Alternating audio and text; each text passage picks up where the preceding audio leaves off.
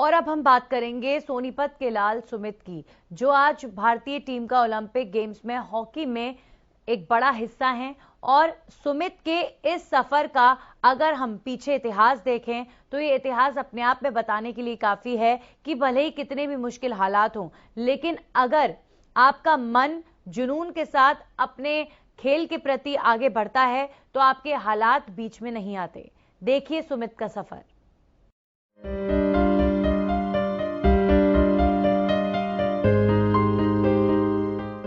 आर्थिक तंगी भी नहीं तोड़ पाई हौसला, परेशानियों से लड़कर हासिल किया मुकाम, ओलंपिक में पहुंचा प्रदेश का लाल।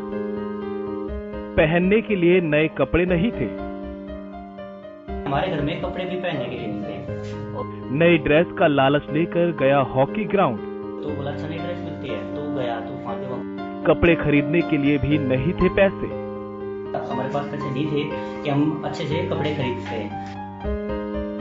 न पहनने के लिए कपड़े थे, न कपड़े खरीदने के लिए पैसे, सिर्फ कपड़ों का लालच हॉकी ग्राउंड तक खींच कर ले गया। और फिर हॉकी की ऐसी लगन लगी कि ये लगन आज ओलंपिक तक ले गई। सपनों के सच होने की कहानी है सोनीपत के रहने वाले सुमित की, जो टोक्यो ओलंपिक में हॉकी के खेल में देश का प्रतिनिधित्व कर रहे हैं।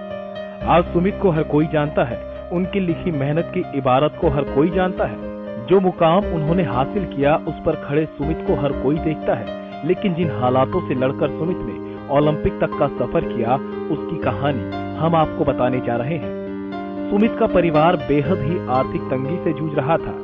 हालात ये थे कि सुमित के पास ना तो पढ़ाई के पैसे थे, न ही परिवार के पास कपड़े खरीदने के। घर चलाने के लिए सफाई की, पार्टियों में बर्तन साफ किए, जो काम मिला वो किया। लेकिन जब एक दिन सुमित के भाई सुमित को कपड़ों का लालच देकर हॉकी ग्राउंड तक लेकर गए तो सुमित ने अपनी प्रतिभा को पहचाना। वहाँ पे स्टार्टिंग में कबड्डी वगैरह कुश्ती वगैरह खेलता था, कबड्डी कुश्ती वगैरह। तो उसके बाद मैं हॉकी खेलने जाता था। मैं एक दिन उसको लेके गया कि तू यहाँ इधर उधर खेलता है, क्रिकेट खेलता है, कभी कुछ खेलता है, तू चल मेरे साथ है और मैं तेरे को वहाँ पे दिखाता हूँ। वहाँ पे नई ड्रेस मिलती है, मतलब तो बोला अच्छा नई ड्रेस मिलती है तो गया। तो वहाँ कोच ने वो हॉकी स्टिक दे दी, नरेश सर खिलाते थे उन्होंने, और एक शॉर्ट्स दे दी निकर, ठीक है। और शॉर्ट्स देने के बाद ना सर उन्होंने फिर उसको लगा कि यहाँ तो कुछ कपड़े मिल रहे हैं, क्योंकि हमारे घर में कपड़े भी पहनने के लिए नहीं थे। और क्योंकि कहीं ना कहीं आने जाने के बाद कहीं ना इतना ज़्यादा हमारे पास पैसे नहीं थे कि हम अच्छे से कपड़े खरीद सकें। तो नई ड्रेस आना घर में कुछ सारी बात थी। सुमित ने वहाँ पे ड्रेस के बदले देखा ड्रेस मिल रही है, वो हॉकी खेलने नहीं गया था, ड्रेस लेने गया था कि मुझे कपड़े मिलेंगे अच्छे। पर धीरे धीरे वो लगन उसको वहाँ पे ऐसा है कि वो हॉकी में उसका मन लगने लगा। सुमित अपने परिवार का भी मेहनत में हाथ बटाते थे, लेकिन 2 घंटे अपनी हॉकी के लिए भी निकालते थे। और इसी जज्बे के चलते आज सुमित ओलंपिक में प्रदेश ही नहीं देश का भी नाम रोशन करने पहुंचे हैं। खेलने के साथ साथ फिर वो क्या करने लगा, घर का काम बैठाने लगा। डाइट इतनी ज़्यादा नहीं थी, वो भी होटल पे सफाई के करने जाता था साथ में गाँव में सफाई करनी हुई, या फिर इवन मजदूरी का काम भी हुआ, कुछ भी है उसने भी परिवार का पूरा साथ दिया है सुमित ने भी। सुमित ओलंपिक में गए हुए हैं तो परिवार के लोगों से ही बात हो सकी। सुमित के भाई ने बताया कि 6 महीने पहले ही उनकी माता का निधन हुआ था, जो पूरे परिवार के लिए एक बड़ा धक्का था।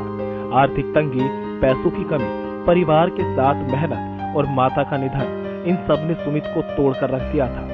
लेकिन सुमित ने अपने जज्बे में कमी नहीं आने दी।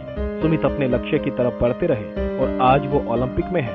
परिवार को उम्मीद है कि वो देश को एक गोल्ड दिलाकर ही रहेंगे। ज़्यादा बधाई है, मेरी मम्मी अनफॉर्चुनेटली 6 महीने पहले एक्सपायर हुई है।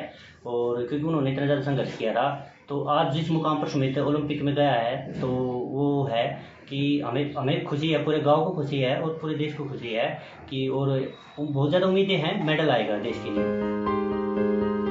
जिस कमरे में बैठकर सुमित के भाई से बात हुई, वो कमरा किसी वक्त इतना कच्चा हुआ करता था कि अगर बारिश हो जाए तो पानी छत से होते हुए कमरे में आ जाता था। दिन में तो किसी तरह गुजारा कर लो, लेकिन रात में जब बारिश होती थी तो रात भर जागना पड़ जाता था। कमरे में हम सारे एक ही साथ सोते थे इसी कमरे में, और ये टपकती थी, कच्ची छत थी। कई बार इतने ज्यादा दिक्कत होती थी, रात भर सो भी नहीं पाते थे। ओलंपिक में प्रदेश और देश का नाम रोशन करने पहुंचे प्रदेश के लाल को शिक्षा भी मदद के तौर पर ही मिली थी। स्कूलों में सफाई करते थे तो स्कूलों की फीस माफ होती थी। कई 2 स्कूल थे जिन्होंने मैं एक तरह का आश्रय दिया पढ़ाई के लिए, क्योंकि घर के हालात इतने ख़राब थे, फीस नहीं दे सकते थे। तो गीता हाई स्कूल और HK सीनियर सेकेंडरी स्कूल है, 2 स्कूलों में हमने जो अपनी प्राइमरी एजुकेशन है वहाँ पे हमने सफाई की है। सफाई के बदले हमें पढ़ाई मिलती थी, यानी फीस माफ हो जाती थी, हम सफाई करते थे। सफाई सुमित के परिवार को भरोसा है कि सुमित मेडल लेकर ही ओलंपिक से लौटेंगे।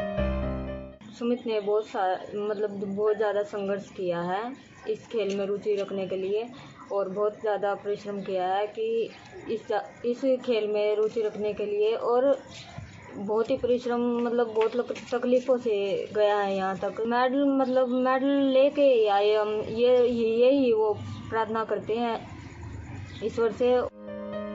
तो वहीं सुमित के कोच से भी बात की गई, जिन्होंने सुमित को हॉकी पकड़ना सिखाया था।